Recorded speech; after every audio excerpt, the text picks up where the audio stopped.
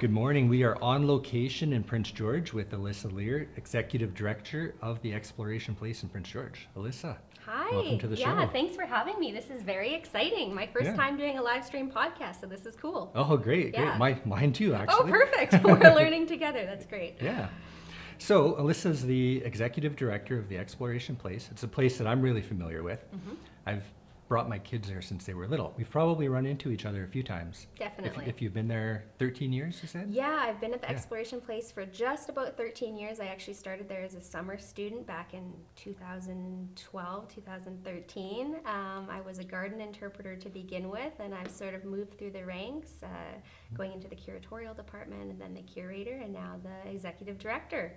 So lots of personal evolvement, I suppose, and no, it's very exciting to be with an organization that long and see it grow the way it has. Yeah. So a garden curator. Yeah. That's a new word. Yeah, one for me. I actually came there as a summer student. So when I first started, it was a garden interpreter position. So we had an outside urban garden that we were growing fruits and veggies and supplying kids in our summer camps with. And then kids would come out there from the summer camp and learn how to grow food and where food comes from and just food science, which I think is really important for kids just to know, where does food come from? You don't just buy it at a grocery store. So that's where I started at the Exploration Place. We had bees at the time, and there's sort of this running joke that I was out there taking care of bees and fruits and veggies at the beginning, and yeah, it's just evolved from there. Oh, that's really neat. Now, if you're in charge of kind of garden stuff, does that have anything to do with the plants as well, like trees and shrubs and bushes? And Yeah, we had all sorts of stuff out there. Hopefully we're going to be doing the urban garden again this year. I'm not sure what the programming is going to look like at this point. We're seeking funding for summer students, and like I said, that's how I started at the Exploration Place, was a summer student out there. So we're hopeful that that's going to continue and that we can grow a surplus of herbs and veggies and fruits, and maybe even use that in our Origins teaching kitchen, which would be super cool. Get the kids involved out there as well. That's exciting. Yeah. That kitchen is amazing. It's Yeah. very cool. It's perfect. It sets up for lots of teaching and programming with kids, and again, food science and kids understanding, where does my food come from? How is my food made? Because there's actually a lot of chemistry and stuff that takes place when you're cooking the food as well. So there's lots of interesting things for kids to learn, and we can tie in the urban garden as well. So that's a huge win for us. Okay. So I'm just going to guess. I'm going to go out on a limb and say you had something to do with the living wall there. You know what? I love plants and I love the outdoors, but I wasn't directly involved in that. Chad Hellenius, who's our assistant curator, his background is botany. Mine is archaeology, so I love plants, but it's not botany. So I'm really good at houseplants at home, but to plan that massive living wall, that was definitely a feat, and I'm so impressed. John Caligeris was our facilities manager at the time as well. So they built that from the ground up and planted all of those beautiful plants that you see in there. And obviously it's doing really well, and it's beautiful and it's lush and it's green, and it's the perfect environment to come in and have a cup of coffee, because you get to almost be outside in the winter, which is beautiful in Prince George. Yeah. I was there, I think, about 2 weeks before you opened. Yeah. When you had the wall up, I think there was still some drywall being done and dinosaurs were being moved You around got to see inside. the chaos behind the scenes. I definitely did. Yeah. Yeah. But that wall was up, and there were these little critters swimming around in the water. Yes. And they were so cool looking. I took a picture of them. I'm like, my kids have never seen anything like this. They're going to be blown away. And as soon as I showed it to them, they're like, oh, that's They knew immediately. An Yeah. axolotl. I bet it's the axolotl. So Yeah. my parents joke around because I have a 2-year-old and a 5-year-old. And one of my 2-year-old's first words was axolotl. And my parents are like, you have a museum science center kid when one of their first words is axolotl, and they know what an axolotl is. But it's actually amazing because kids come in and they immediately recognize them. I guess they're part of the Minecraft game, which I'm not super familiar with, but that's what I hear every time when new kids come in. Oh my God, it's an axolotl from Minecraft. So kids love them, and they're really cool and important to that system as well. It's a closed system. So there's aquariums at the base, and the axolotls and the fish are in the aquariums, and they're pooping. And the plants are above and worked into that system. So the poop is actually acting as fertilizer for the plants. So it's going through the tubing in that system. It's feeding the plants. The plants are cleaning it out of the water, and clean fresh water is coming out the bottom. So they're actually working cohesively as one unit and benefiting one another. So it's very cool. No kidding. Yeah, and when I talk about the planning that went went into that living wall, that's exactly what I mean. It's very impressive that John and Chad were able to build a system like that where they're benefiting one another and both are thriving. Those plants started as little clippings and now they're lush and green and filling the entire space. So it's super cool. And we have the axolotls to thank for that. So Yeah. it's neat. Well, that's really neat. So this might be a question you can or can't answer. Can you do that for food then too? Like if it was tomato plants? Totally, yeah. You just have to find what works well together. So there are some plants that we've put in that living wall that have not done as well. The ferns have been a little bit more sensitive, and maybe we haven't got the pH quite right, or maybe the fertilizer is a little bit too intense for the plants in there. So it's just finding that happy medium and what works well together. Pothos and axolotls, they seem to do really well together, but maybe the ferns aren't doing as well with them. So it's been really interesting to see what's working in there and what's not. Yeah. Okay. Well, that's Yeah. really, really cool. Yeah, Okay. veggies in there would be very neat. It would be, especially, I don't know if it would be like a Health Canada concern or not. That's sort of what I was thinking as well. We'd have to talk to Northern Health and everything and see what works well there. But Chad, if you're listening, this could be a really cool idea. Chad, it is a good idea. Yeah, because I mean, if you've got that kitchen there and you're teaching people how to like prepare food and Yeah. cook food and stuff, but then you had a garden and you had an alternative style of a garden that you Yeah. could have at home in an apartment, something like that. Absolutely, kind of Right. like the arrow gardens that a lot of people have on their counters, right? So just Is that those ones that are kind of like a fish tank and then there's tomatoes growing on top and stuff? Yeah. Yeah, those are really neat. They are Those really cool. Urban gardening. Yeah, that's cool. Yeah. Yeah, because there's so many places like an apartment building, you cannot have a garden unless you've got a rooftop garden. Yeah, exactly. Or you're taking part in one of the community gardens. We're really lucky in Prince George. Yeah. There's a lot of space. There's a lot of amazing community gardens that you can take part in. But those herb planters or the arrow gardens that you can have on your counter and home in an apartment are amazing as well. Okay, Yeah. good. Okay, so here's a topic I was most excited to talk about. Yeah. Archaeology. You're an actual archaeologist, like an Yeah, actual one. I Yeah. studied archaeology at Simon Fraser University. I first started in Kamloops, and then I moved to the Vancouver campus to finish my degree. So my graduate degree is in archaeology and First Nations studies. After I completed that, I went and did a little bit of internship work at the Nanaimo Museum. And then I came to Prince George and I tried really hard to get into Exploration Place because I thought the work that they were doing was amazing. So I started at Exploration Place, and then I was still wanting to get out in the field and do actual hands-on archaeology, not just lab work like I do at the Exploration Place sometimes, but actually the digging and the studying in the field. So I worked for a company called Archer CRM for a number of years, and I was lucky because we know Prince George has intense winters. So in the field season, I'd go out and I'd be working with Archer and I'd be digging and doing lots of fun things out in the field, and then in the winter time I got to come back into the museum and enjoy the warmth of the curatorial vault and the lab work that we do at the Exploration Place. So it's been really cool. When I took over the curator position, unfortunately I wasn't able to go out in the field as much, and it's been a couple of years since I've been able to, but I always love it because it's different. You get to be out in nature and you never know what you're going to find. So it's definitely fascinating work that you can tie into my work at the Exploration Place as well. Okay. Take me through a day, like what somebody can expect. Because like The average day. Yeah, because like when I was a kid, that was kind of like a dream to be an archaeologist. Like for most kids, I think, because you'd be digging in the sand all the time. You'd Yeah. be pulling up rocks and bones and like who knows what, right? Yeah, so I always wanted to be an archaeologist, just like you as a kid. That's what I always said I wanted to be, and my parents supported that. And so when I found out you could actually do an archaeology degree at Simon Fraser University, that I knew that's the school I wanted to go to, because there's not a lot of schools you can actually get a degree in archaeology. A lot of them are anthropology. So UMBC, your degree is in anthropology, which archaeology is a sub-branch of anthropology, but I really wanted it to be an archaeology degree.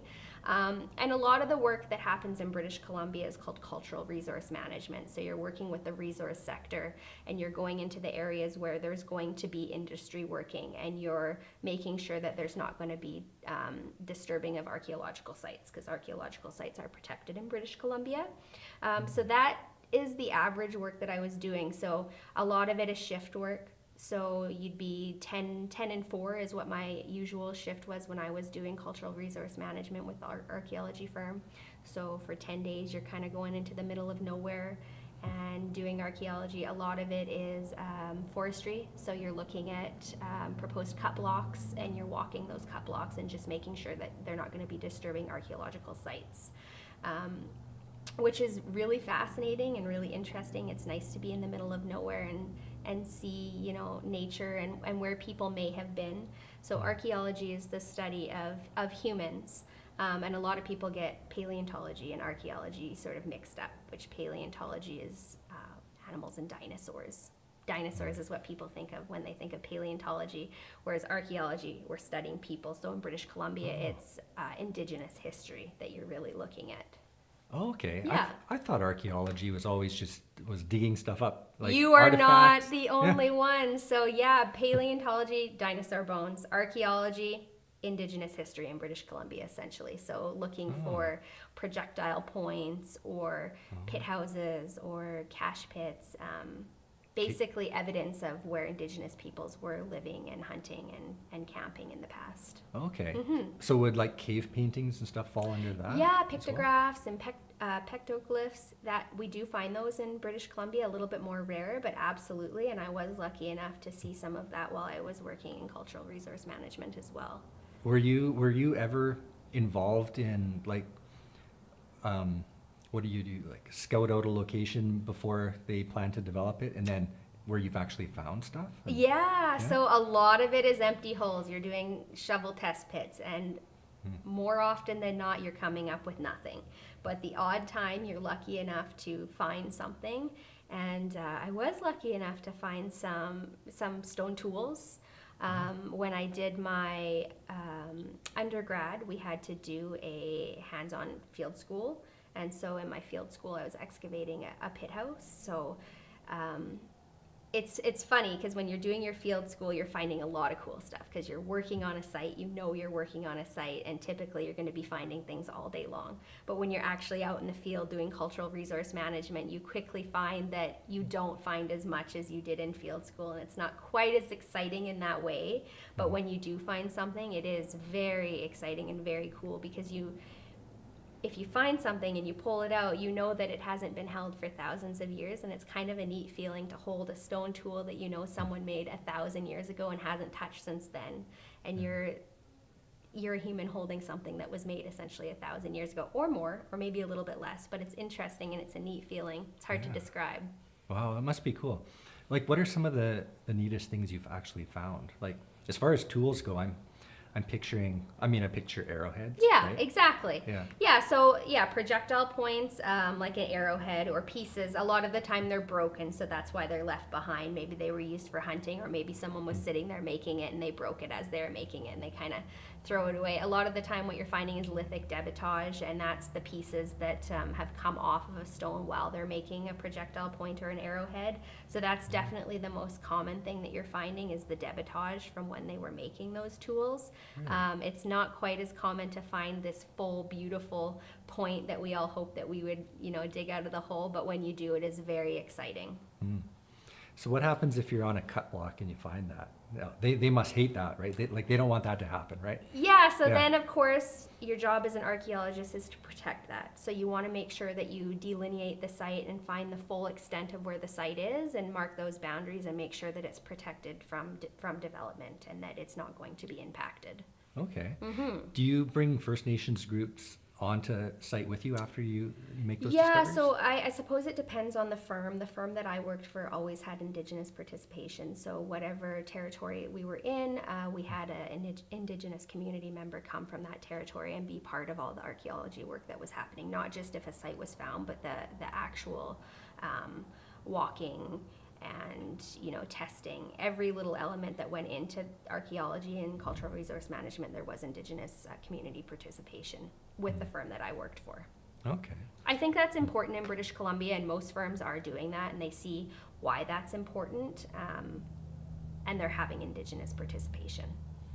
Yeah. Okay. I want to talk about the tools again because I picture like all the caveman videos and they've got that hammer in their hand, but it would have like a wood handle and it would be tied maybe a stone with sinew or something? Yeah, it honestly, it totally depends on the tool. If you come to the exploration place and you go into Hodelea, which is a place, a learning gallery that's in partnership with Claytley Tenay, there was one site that was excavated in Prince George by a local firm and the Claytley Tenay, and it's very impressive. So 2% of the site has been excavated, and there's 33,000 objects that have come from 22% of the site. And some of these tools date back to 10,000 years. And so it really depends what tools you're looking at. The projectile points, yeah, you're right, absolutely. They would have probably been on, depending on what type of projectile point they are. If they were an arrowhead, then they're going to have the wooden shaft that they would have been tied to. But then there's choppers and cutters that are huge. They're the size of an axe head that you'd just be using your hand for. Mortar and pestle, same thing. You'd just be using your hands for that. So it really depends on the type of tool that you're talking about, and there's a vast amount of them. It's really interesting, and specifically that site there, the vast array of tools that are coming out of there because of continuous occupation of 10,000 years is really neat to look at. Wow. So 10,000 years, like how can a wooden handle be preserved that long, or anything that kind of like is not stone, I guess? Well, that's exactly it, right?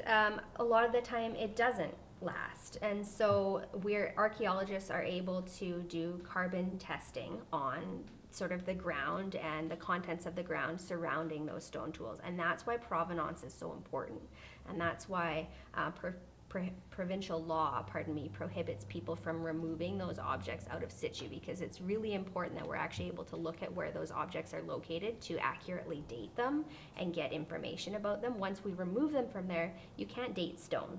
So we really don't know how old they are, but if you leave it in place and it's properly excavated and removed, then archaeologists can remove some of the soil or some of the organic material that's located with it and accurately test that through carbon dating. Oh, have you been there? At that specific site? Yeah. I have been to that specific site. I wasn't part of the initial excavation. It happened in 2007, and I was just graduating high school there. I wish I was part of that excavation. I have worked with archaeologists that did excavate there, and I've done some walkthroughs with them, and the work is phenomenal. It changed BC history, and so I wish I could say I actually worked on that excavation, but I did not. But you got to walk through the site, and I've walked through the site, and I've handled the objects that were moved, and I've looked through a ton of the literature that's been written about it, and I've read the report, and it's very cool work. So it really it changed BC history, because we didn't previously think that Prince George and area could have been inhabited 10,000 years ago. We thought it's covered in ice, there's absolutely no way people were here. But that site, in fact, proved us wrong with radiocarbon dating and told us, no, people have been here for 10,000 years. Wow. Very cool. Could it be older than that, or are they sure it's? Well, 10,000? it's hard to say. Only 2% of the site's been excavated. So if you think about what's in the other 98%, it's really hard to say. There could be a lot more history there just waiting to be, learned, and it could change the course of our history in northern British Columbia as well. It could tell us something totally different that we don't know now. But right now that site is preserved, which is very important. Yeah. Is it probably not open to the public or anything like that, right? It's protected, blocked off area? It's not blocked off, actually. In British Columbia, sites are protected, so they're not typically mapped out for the public to know that they're there, just because, you worry about people going and doing their own excavations and disturbing the site. So what I will say is it's close to the Simon Fraser Bridge in town here, and it is walkable. That close? Yeah, it's right in the middle of town here. And in fact, there's over 100 recorded sites in Prince George. No kidding. Yeah, so it's pretty interesting once you know where the sites are located and what the history of Prince George is and how long Claytley Tenay has been here, because there are, like I said, over 100 documented sites in Prince George. It's really, really cool. Is that little home area up in Forest for the World, is that one of the documented sites? I actually don't know. anytime you have a water feature like a lake, you can almost guarantee that there's sites surrounding it. I don't know off the top of my head if there's a recorded site there, but I can guarantee with 100% certainty that there definitely is a site somewhere in there. Okay. Yeah. That is where they did one of the pit house reconstructions Yeah, close to yeah. Forest for the World, and there likely were real pit houses around that area. I don't know that there's been excavation work done to know, but anytime there's a water feature, if we want to camp there, people wanted to camp there in the past. That makes sense. Yeah. Yeah. So I bet you walk along the river, and of those 100 sites in Prince George, probably 75 of them are along the river or Oh, nearby. right? absolutely. And for me, it's hard. I go out on hikes, especially around the river, around lakes, and you should be looking all around you and taking in the sights. And I can't help but just constantly look at the ground. It's funny because when I go out with my husband and my kids, he's like, "See, stop looking at the ground," because then all of us get in that mode where we're just looking down, Yeah. waiting to find something. Because when you're walking around Prince George, because it's continuous occupation for 10,000 years, and you're on these water features, on these nice, beautiful terraces, like the exploration place, you just know people have been here and we're working there as well. Yeah, that's so neat. Like, you wouldn't really have imagined that. Like looking around, I guess, been to Europe, been Yeah. to on holidays where you see the Colosseum, you Yeah. see these old cobblestone streets and walls, and that's kind of what I expect anyway, is when I think of settlements and stuff. But are there any places like that in BC that you can actually find like walls that were constructed and Yeah, it's a little bit different, and of course, textbooks teach us all about colonial history, so that's what we have in our head. So when we think of Europe, we think, oh my gosh, they have this vast history that goes back, thousands of years, but we don't think about the history in our own backyard. And British Columbia has history that's gone back thousands of years when it comes to people. It just looks different than what we think it should look like because we picture this colonial history of these beautiful brick buildings. But in fact, Indigenous people have been here for thousands of years, and they've been building structures as well. There's an archaeological site in southern British Columbia. It's called Keatley Creek, and there's over 10,000 pit house depressions.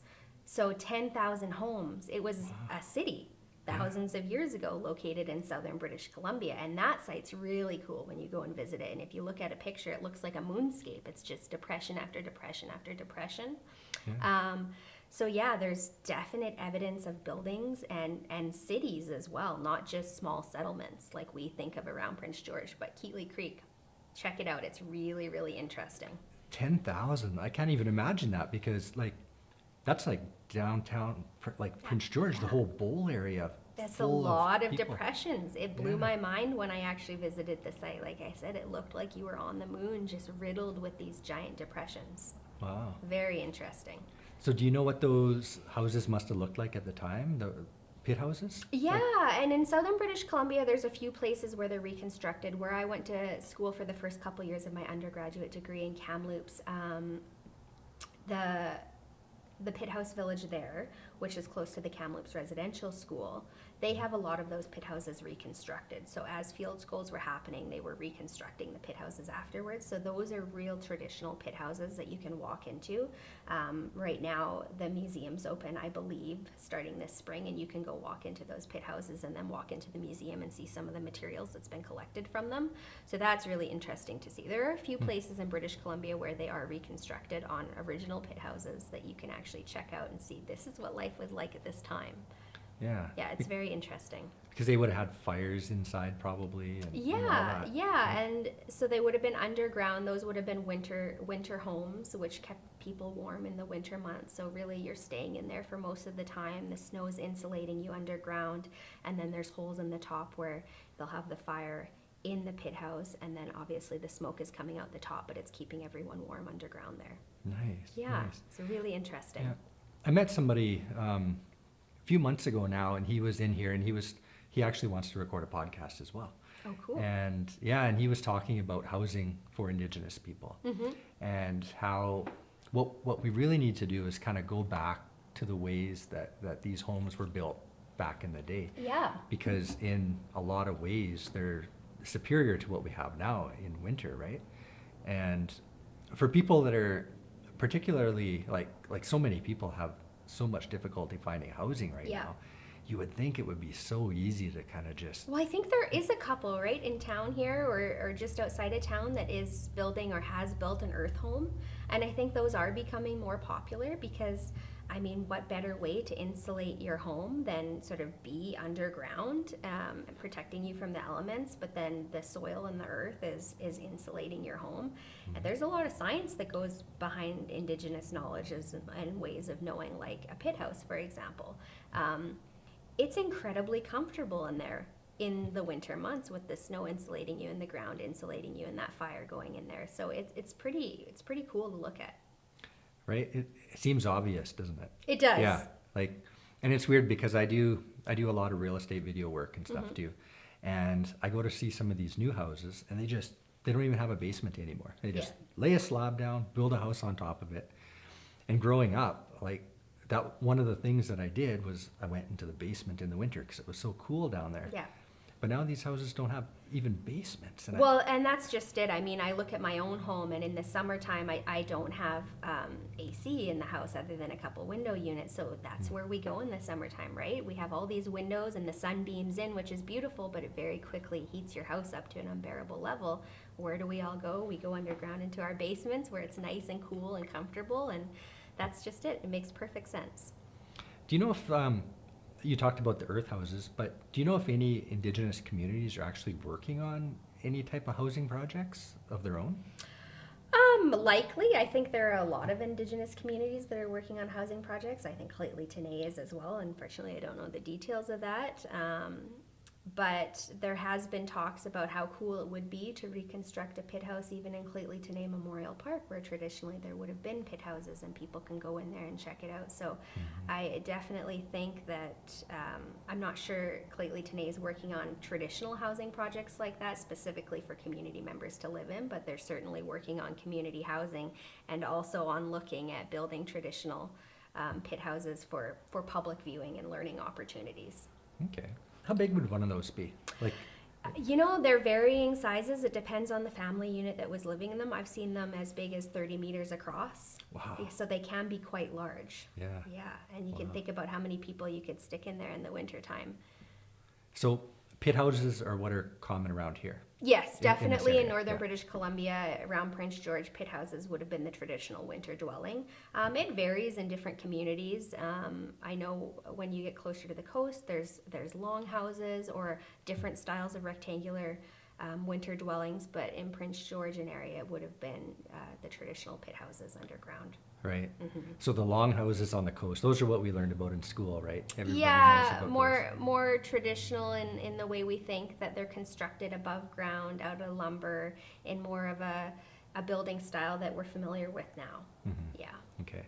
And teepees would be strictly south of the border type of thing then, right? It depends. I mean, Clayton Tenay, for example, semi-nomadic, moving depending on the seasons, hunting, fishing, gathering. So there would have been less permanent homes being used while they were traveling the landscape. So maybe not in the traditional teepee sense that we see when we go into the prairie provinces, but definitely more of a less temporary home, tent style. That makes sense. I Yeah. never even thought of it as being a temporary dwelling. I kind of assumed it would be permanent. But, Yeah, around here it definitely would have been a temporary dwelling because they're moving more semi-permanent in the winter when you're not able to travel as frequently. But because they're semi-nomadic, they're traveling around the landscape just depending on what's in season or what's best for the family. So there would have been less permanent dwellings being used during that time. Okay. Yeah. Oh. Well, I want to ask you a little bit more about objects being found and stuff. What's like one of the coolest things that you found? You yourself. That I have found. Yeah. I was working a little bit closer to Terrace. Usually when I was working for the archaeology firm, I was around Prince George and Fort St. James most often. But I was lucky enough to do a couple runs closer to Terrace and working with some communities there. And it seemed like I was in the middle of nowhere. And the field supervisor at the time thought that a location we were walking through looked like it could have been used like there could have been an archaeological site there. So we started doing those shovel test pits, and a perfect projectile point came out of the ground, and it was like the size of my palm, and everyone was so excited. And it was actually the First Nation participant at the time that reached in and grabbed it, and it was such a cool moment, and probably the best moment I've had working in archaeology, because he was overcome by emotion knowing that his ancestors made this object, and they hadn't held it in, possibly a couple thousand years, and he was the first one to hold it since his ancestor had made it, and sort of reclaiming this area that industry might take over as, having this history. And so that was really cool, because it was like perfectly preserved, wasn't broken, looked absolutely like it was made yesterday, and just we all honestly jumped up and down in excitement and were overcome by emotion. It was just a really neat moment. So that's probably the coolest thing I have found personally. Depending on who you talk to, they might find it less exciting or more exciting, but for me, that was the highlight moment.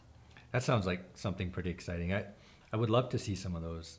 You got to come see me at the exploration place. Yeah, At least okay. we can show you some of the items that have come out of Prince George, out of that Simon Fraser Bridge site that I'm talking about. Like I said, 33,000 objects from that site alone, and 2% of the site. So there is a lot of stone tools that have come out of there. Wow. Yeah. So why is only 2% then excavated? Or are there just no people? Like if I were you, I'd be there every day, it seems like, right? Right. Well, it is a protected site, so it has to be done properly. And to be quite honest, who's going to pay for it? So in the case of the 2%, industry was going to impact that site. So they had to excavate a certain portion of it to make sure that industry wasn't going to disturb or destroy the site. And they had to excavate that to sort of map out the full extent of the site. And then once that work was completed and that was paid for, that's all that was necessary at the time. So it would be very cool if, UMBC picked up on that site and worked with Claytley Tenay in conjunction, and maybe a field school was there in the future where the work was done properly, but also it was a partnership project where maybe the university could take care of some of the costs associated with doing those excavations, because archaeology can be expensive. You have people that have gone to school for a long time to specialize in that sort of work, so of course you need to pay them those wages, and then everything else that comes along with that. Having community representation is important as well, and we need to pay them for their time. So it's just, where's the money going to come from to do the work? Yeah, I guess. And there's probably certain people that just want to leave it undisturbed too, right? Like there must be some of that. Yeah, exactly. You always want to leave a certain portion of the site undisturbed for either future study where we can learn more from it, or just preservation. I think in this case, we learned a lot about the site and the history of Claytley Tenay and Indigenous peoples just by doing that 2% of the site. Of course, there's always a part of me that's like, oh, it'd be so cool to continue to excavate it, because what else are we going to learn? But at the same time, I know how important the preservation of that site and that history is as well. Right. So it's got to be done right. And when you say 33,000 artifacts, does that include like the little pieces that might have been chipped off? Exactly. Yeah, okay. So some of those objects are more exciting than others. So obviously the full projectile points that have come out of that site, definitely more interesting to people. And those only make up, a small percentage of those 33,000 objects, because exactly like you're saying, you're sitting there making a projectile point, you possibly could have 500 fragments sitting beside you, and each one of those fragments collected is included in that 33,000. So some more exciting than others, but 33,000 is a huge number when we're talking 2% of the site. Yeah. And even so, like if you're talking, 500 pieces, right? Somebody was sitting there and they were making that arrowhead. Yeah, and it's really interesting when you come across what we call the lithic debitage, or those flakes, and then all of a sudden you find what they were working on, like they've messed up and they've thrown it. You can just get into their emotions, I can't even begin to understand if that's your livelihood and you've been working on it for that many hours, and all of a sudden you make a mistake and the tip shatters off and you have to throw it and start from scratch again. You do find instances like that. And if you've ever tried flint knapping before, which I have tried to get into it and learn it a little bit, it's incredibly difficult. It looks like maybe it wouldn't be that hard, but it's incredibly difficult. And more often than not, you break a piece off and you have to start from scratch. Well, I've cut stuff out of wood, and I know what that's like. So, Yeah. I couldn't imagine stone. It would be so much more delicate, right? Absolutely. Yeah. And just getting your hands on those resources would have been more difficult. It's not like you can pick up Right. any stone off the ground and make something out of that. It takes a very specialized and strong type of stone that you can actually do that lithic flaking from. So resources would have been very important. Trade would have been very important, and just knowing where you could get access to those types of stones. Oh, I'll bet. I never even thought of that. Yeah. Obsidian specifically, so obsidian's that glassy black stone that you see some tools made out of. There's some really great sources of obsidian in northeastern British Columbia. There's a quarry, I think, outside of Quesnel in Nasco territory. Yeah, I was going to say. Yeah, and what's really cool about obsidian specifically is you can actually scientifically look at what that obsidian is made out of, and sort of what makes it differ from other obsidian, and know exactly in the province where it came from, or across North America. And there's instances, just because their chemical composition is slightly different depending on the source, where you can actually map out trade networks to see where that obsidian's coming from. Oh, wow. Which is really cool. But again, it's really important to know where that object came from when we're talking about provenance, and not removing objects from a site, because once you remove that, we can't really map it out. But if we know exactly where that came from, and then we look at the chemical composition, we can map out how far of a distance that obsidian had to travel to be made into a tool and used. So Yeah. it's cool. And that's really interesting, because I know, like, I read a lot about, the pyramids in Egypt, and they drag stone like 500 miles to build the pyramids, and then they bring limestone from another quarry that's miles and miles away. And so people were doing the same Same sort thing of thing happening here. here across really well-known and well-used trade networks. There's an item that's on display at the Exploration Place right now. We have an exhibit with the Mayu KO, and there's a headdress on display there. Seen it? Yeah, from the Royal Ontario Museum. We're having it repatriated back to the Indigenous community. And as we're working on this, we're looking at making a replica of this headdress. So we're looking in detail, what is this headdress made out of? And part of it is dentalium, but also whale baleen. And so if you're looking at a community outside Fort St. James, obviously there's no whales around there, right? So you know that there must have been incredible resource wealth in the KO, that they were actually able to trade for something like whale baleen. And to get that in Fort St. James at the time, it would have been a really good trade network there. So it's pretty cool to look at, just the trade of these resources amongst the province. And whale baleen and dentalium shells in Fort St. James. Very cool. Well, my grandfather told me he remembers being a child and traveling north to Quesnel. And he was just a child at the time, but he remembers going past Chasm in a wagon of some sort. Like, Cool. It wasn't a car, right? Yep. And I remember him telling the story, and it took days to do. Now, if somebody is transporting whale baleen, I have no idea what that is. I'm going to get you to tell me. But that must have taken days or weeks to come Right? across. Or longer. It's really interesting to think of how it actually made its way into Fort St. James from the coast. So that's just it. It's pretty incredible. We take for granted the fact of how easily we can travel and how easily we can get the items that we want now. But even 200 years ago, it was very, very different. If you wanted something like that, it had to travel here over, like you're saying, wagon or boat or, something different. It's not as easy as it, Amazon now. We click on something and it's here 2 days from now from a whole different country. Very different experiences back in the day. Yeah. Okay, so let's talk about that whale baleen, because I don't know what that is, and the people listening most likely don't either, right? And I wasn't super familiar with it either, because it's not something we commonly see here. And in fact, we were a little bit stumped when we first saw the headdress, and we couldn't figure out what was on top of the headdress or possibly woven into the hair that was giving it the strength. So if you look into whale baleen, so the part that I think of when I think of whale baleen now is those types of whales that you kind of suck in the krill and you see that filter system. Yeah. Whale baleen. Oh. So it's interesting. You can actually separate that baleen, and it comes out in a texture sort of like human hair, except more plasticky. and more durable and has more strength. So if you look in the history books, there's actually a lot of items that were made out of baleen, like corsets, for example, because it has incredible strength and it's a lot like plastic. And of course, it was pre-plastic time periods. So whale baleen was being used in things like corsets. And so it makes sense once you recognize the whale baleen in this headdress that it would be used for this. And at the time when we first looked at it, when it came here from the Royal Ontario Museum with the Mayukeo and family, we thought, oh, it almost looks like some of the strands of hair have something like hairspray on them. Of course, we knew it wasn't hairspray, but giving them that little bit more shine and that strength.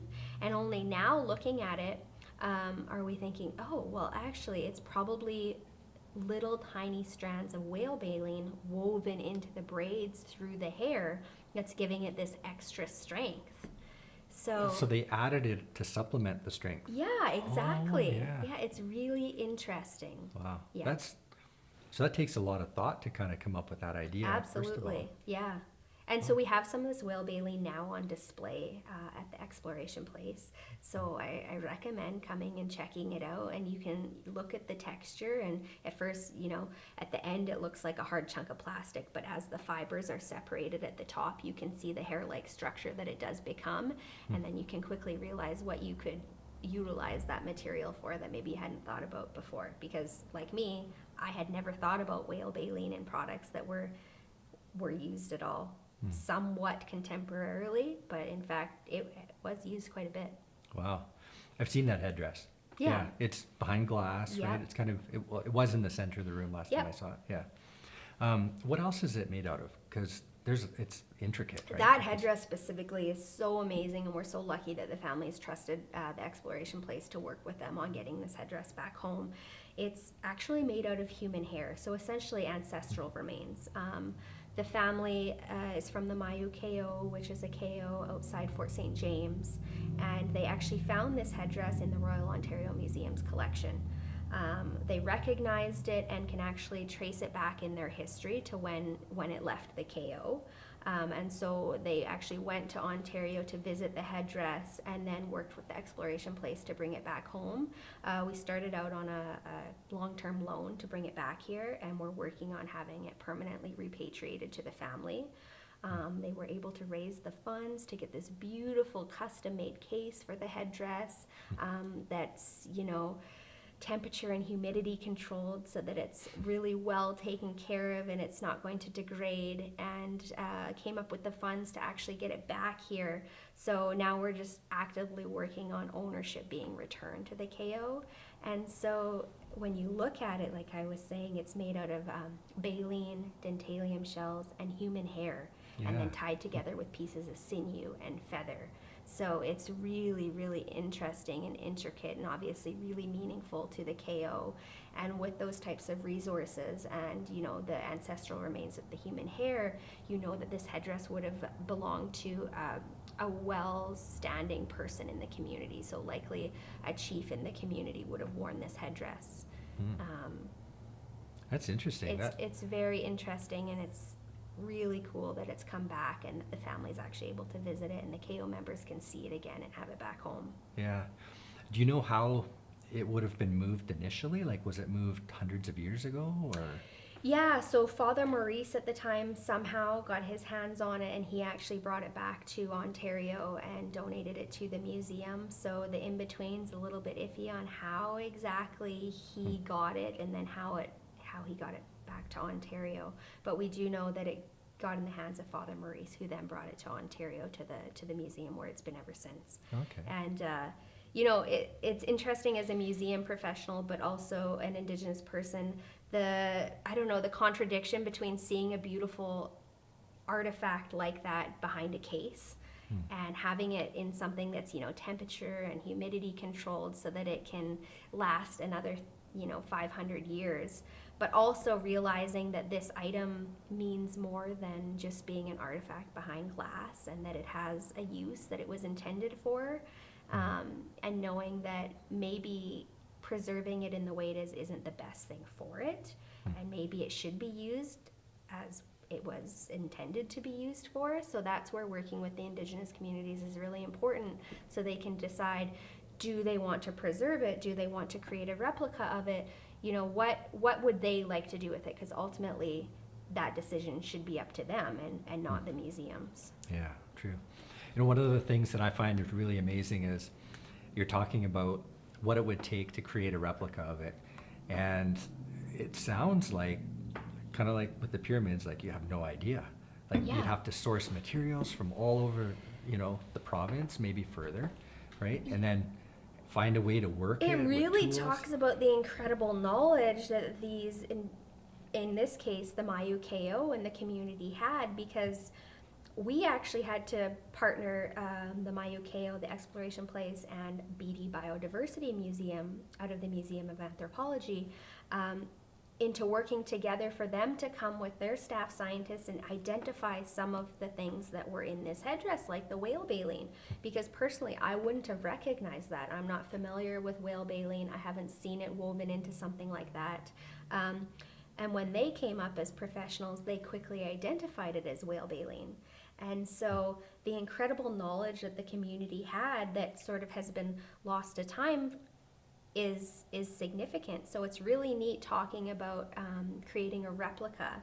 And not only is it going to create a replica that can be used in the community, but then also the knowledge that is gained back to the community as working through the process to create it, realizing, you know, whale baleen was traded and this is what it was used for, and dentalium shells were collected. And so there's a lot of knowledge that is regained back into Indigenous communities working with them on projects such as a replica of this headdress. Yeah. It's really cool. Yeah, I was with the Claylee Tene about a year ago, probably maybe a year and a half ago, and they were all getting together making medicine. And they went out and they foraged certain herbs and plants, and they were digging up plants and taking the root, and then they were boiling them, they were mashing them, they were... Yeah, creating these incredible compounds. Yeah, and it was really neat. And they had certain ones that were painkillers, right? And certain ones that would just relieve an upset stomach. Yeah, an example of that actually, when I was doing archaeology and cultural resource management, I was working with an elder from Sycas, and unfortunately, I suffer from migraines once in a while. And so I had a migraine a couple of the days, and I was complaining about that because I didn't have any painkillers with me. I didn't have Advil or Tylenol on me, and I just had this terrible headache. And the elder actually cut a piece of spruce cambium out of a tree and told me to chew on it. And I kid you not, it was like 10, 15 minutes later, and my headache was gone. No And kidding. that's just that incredible knowledge that, you know, that we've lost a little bit, that there are these things that exist all around us that can help us, and that we don't need to, you know, go to the pharmacy and buy something, that we actually have these resources if we have the knowledge around us all the time. So spruce cambium, Yeah. an incredible painkiller, very medicinal. There's lots of different uses for spruce, and it's something that Indigenous communities have been doing for thousands of years.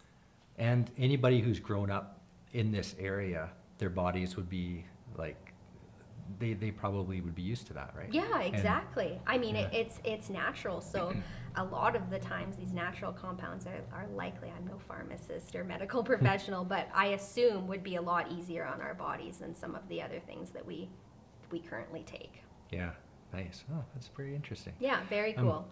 It is 10:50. We've talked about archaeology so much. See, I told and you, I could yeah, talk about it forever. It's great. Like I Yeah. could keep going, but I do want to get you to talk about Exploration Place a little bit. Exploration Place, like I said, I've been bringing young kids since that boat was in there, right? Yes. The kids loved going up underneath it and sliding down the terrible, scary slide, right? You see the kids come down and their heads were shaking.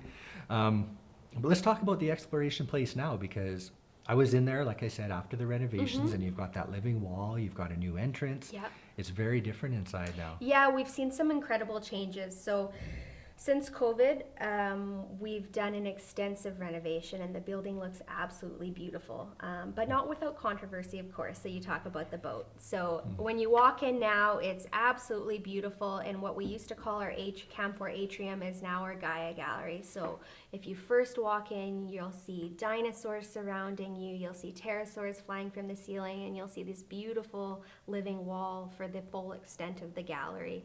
And then if you look below, like we were talking about before, before, you'll see the little critters that are actually fertilizing the plants, like the axolotls, or we have trout or some Oscars, different fish that are feeding that system. And then if you walk through those sliding doors, there's our link gallery, so linking our prehistoric, maybe dino paleo world with our current ecosystem. So there you'll see ice age mammals, and you can slide down underneath a mammoth skeleton now, which is super cool and popular with the kids. Of course, we still have our traveling exhibit gallery. It's in a different place now where our children's gallery used to be. So traveling exhibits are in-house exhibits that switch out every 3 months. We still have our popular animal ambassadors that kids love, and sort of that gives the sort of soft introduction to, you know, snakes and lizards and things that some people may be a little bit more nervous of. It gives a soft introduction to those critters where kids can see the importance of those animals in our ecosystem and the changing ecosystems and the impacts of climate change. And then, of course, we have a history hall, which focuses on more colonial history. And then our Indigenous gallery with the Clayli Tene, which is Hodolea, a place of learning, which I've talked a little bit about in this interview. So lots of cool things, but we're still working on changes. So when we reopen post-COVID, we let people know that this is not it. We're still working on it, and as funds come in, it'll continue to evolve, and that's exactly what's happened. So when we did reopen, we did have some negative feedback regarding the removal of the children's gallery, which was at the end of its life. And so now we're looking at how else we can replace that. So right now we're working on a really exciting STEAM gallery, which is science, tech, engineering, arts, and math. So those will be a lot of standalone, hands-on fixtures, similar to what you see in the Eureka Gallery at Science World. So where kids can have some hands-on fun, and adults, I love the Eureka Gallery at Science World, and learn about STEAM. So that's really exciting. We're in that process right now. We're currently moving our animal ambassadors and adding some of those hands-on fixtures. So people are very excited about that. Staff's very excited about that. And yeah, now that COVID isn't as much of a stress and worry as it was when we first began our renovations, we're bringing back a lot of those hands-on fun playthings that people seem to be missing, and that we have identified as being a gap in sort of our programming. Yeah, those hands-on things were great. Absolutely. Yeah, both of my daughters, one kind of wants to get into engineering. She's thinking about it. She's a little younger now. Yeah. But my oldest is doing molecular biology in university. Very cool. Yeah. And, you know, I could see it when she was a child. Yeah. And you would go into the exploration place and you had those hands-on, especially that one water we're going to table. take a little bit of credit for that maybe then. Yeah. That's You never cool. know. But Yeah. that's where I talk about these soft introductions. If kids are having a lot of fun, a lot of the time they don't even realize that they're learning. Yeah. And so that's why places like the Exploration Place is so important, because it gives kids the introduction to STEAM, science, technology, engineering, arts, and math, maybe without them even knowing how much they're learning and gaining from playing with some of these fixtures. So that's cool. I agree.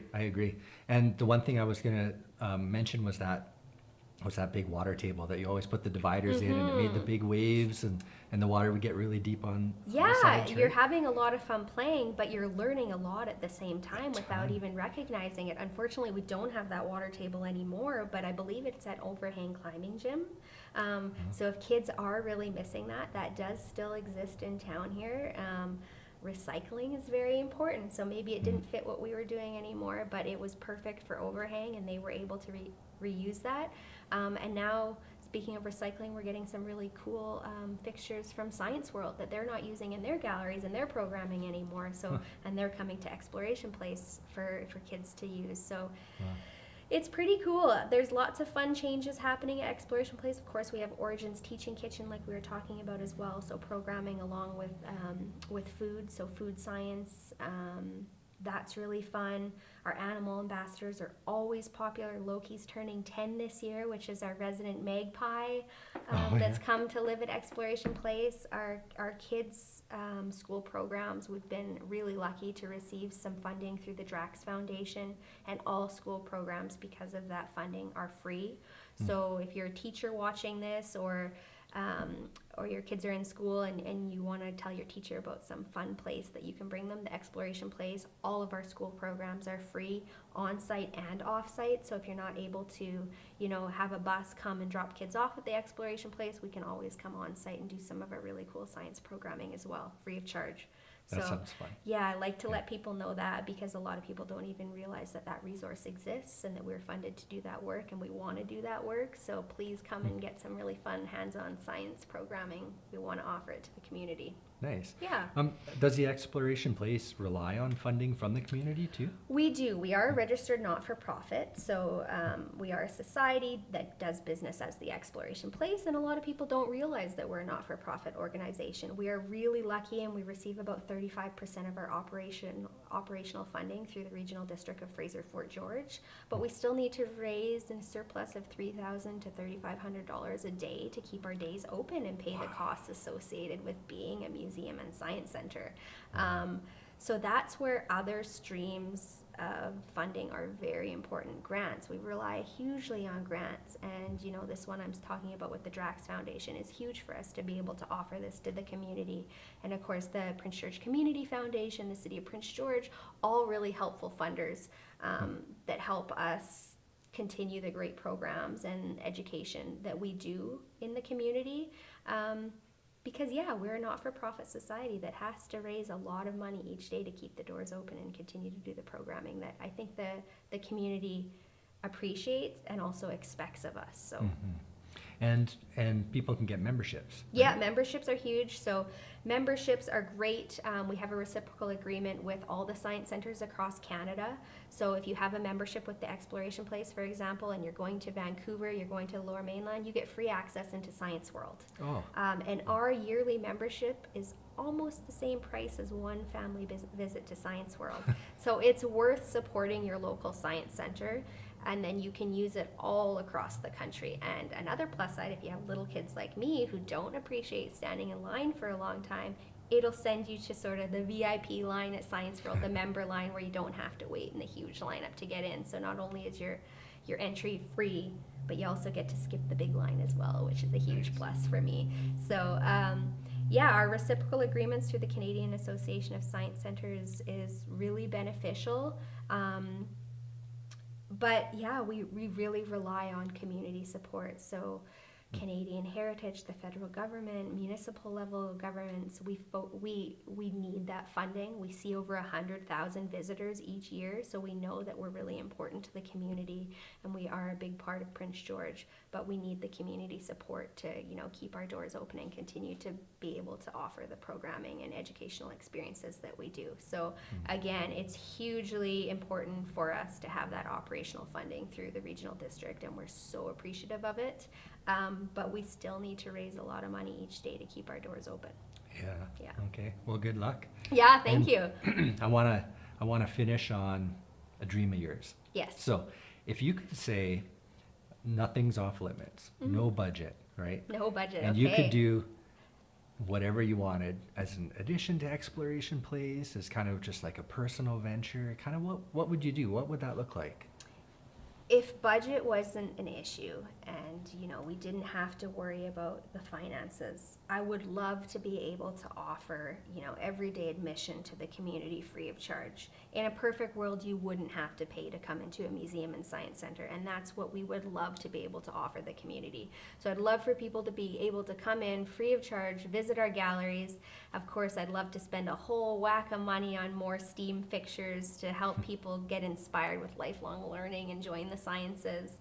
And then it'd be great to be able to grow the urban garden and tie that more into our Origins teaching kitchen, so kids would be able to go out there and continue to learn how to grow a garden and learn where food come from, but then bring that into the kitchen and then cook a meal using those ingredients. So I just love to be able to offer all of these experiences free of charge, and then of course just be able to add more and more and more, so long as we can fit it in our building and in our footprint to be able to offer the community. That's really nice. Yeah. Okay, I actually have one more question. Yeah, I love them.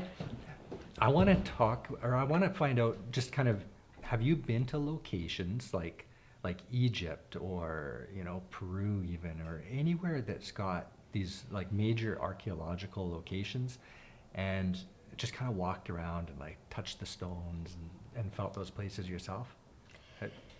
Yeah, I mean, I love visiting archaeological sites no matter what the country, no matter what the location, because I think in ways we've lost some of those skills. So, you know, being in a place like Egypt or a place like Mexico and visiting these pyramids and being able to, you know, feel the presence of maybe indigenous communities that existed thousands of years ago. It's an incredible feeling, and it's incredible that it's lasted as many years as it has. And I think we need to give a kudos to the knowledge that these indigenous communities had to be able to build these structures that have lasted thousands and thousands of years in the elements, basically unprotected. So I just find it inspiring and incredible every time I visit an archaeological site like that and know that this has existed for thousands of years and it still exists today, and that we need to continue to protect these sites so that 1,000 years from now people can still visit them and still feel inspired when they visit them. For sure, for sure. Great. Yeah. Well, thank you for Thank you so coming much on for and- inviting me. I love talking archaeology Yeah, and all yeah. things museum, so this has been fun, and I'd love to come back another time. Awesome. Well, Yeah. I'll have you back anytime. Cool. Thank Okay. you. Thanks again. Thank you. All right. My hands are cold. Wow, that went fast. Yeah, That I was know. I good. looked at the time and I'm like, oh boy, we've been talking for 50 minutes. That's good.